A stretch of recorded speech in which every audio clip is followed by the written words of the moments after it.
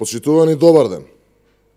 Поминаа точно 12 дена од како владата донесе одлука бизнисот тежок 72 милиони евра да го додели на фирма формирана 24 дена пред да биде распишан тендерот. Остануваат уште 18 дена од рокот од 1 месец за склучување на договорот, а владата се уште крие што планира да потпише. Не се работи за приватни пари нити на Зора, нити на Вице Заев. Не се работи ни за приватни пари на Рашковски. Фирмата ќе наплаќа 72 милиони евра од патарини, авионски карти или зелени картони. Пари кои наместо во буџетот на државата ќе се слеат на сметка на Сархемс, единствената фирма која доставила понуда на огласот.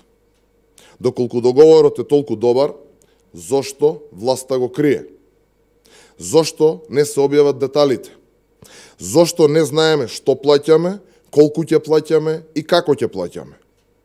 Дали власта има согласност да наметнува дополнителни давачки по патник и како тоа ќе влие на цените на аеродромските услуги? Дали и во која мера ќе биде оштетен фондот за здравство, бидејќи не сите граѓани имаат приватно осигурување и како тоа ќе влие на здравствениот систем? Власта мора да одговори на овие прашања.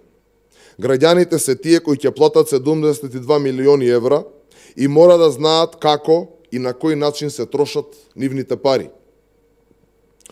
Никој не верува во приказните на Драги Рашковски дека приватна фирма би работела без профит. Тогаш зошто би почнувала бизнис или зошто би го почнувала бизнисот како јавно-приватно партнерство, доколку нема никаква корист од државата? Граѓаните мора да знаат каде ќе заврши секој цент од овие 72 милиони евра. СДСМ не смее да заборави дека иако се за возаминување, мора да работат согласно закон. Секоја недоследност и криминал во работењето ќе биде санкционирана. Нема да дозволиме злоупотреба на народни пари за лично богатење на поединци.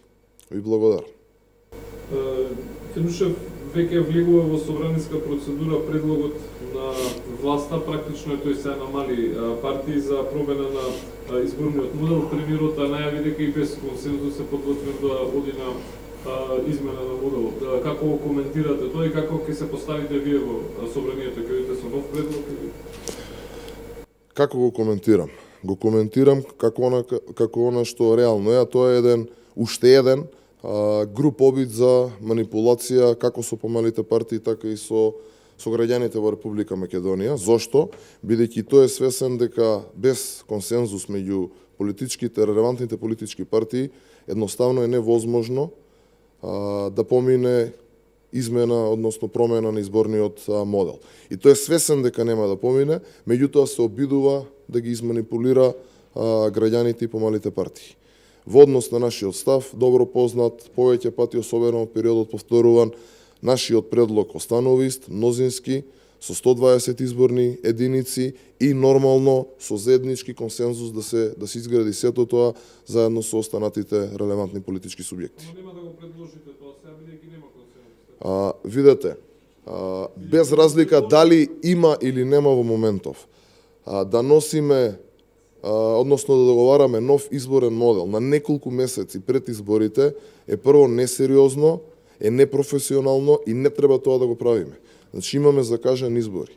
Од било кој аспект, од правен, од човечки, од аспект на граѓаните кои што треба да гласаат на овие избори, значи едноставно не е добро да го правиме тоа во моментов.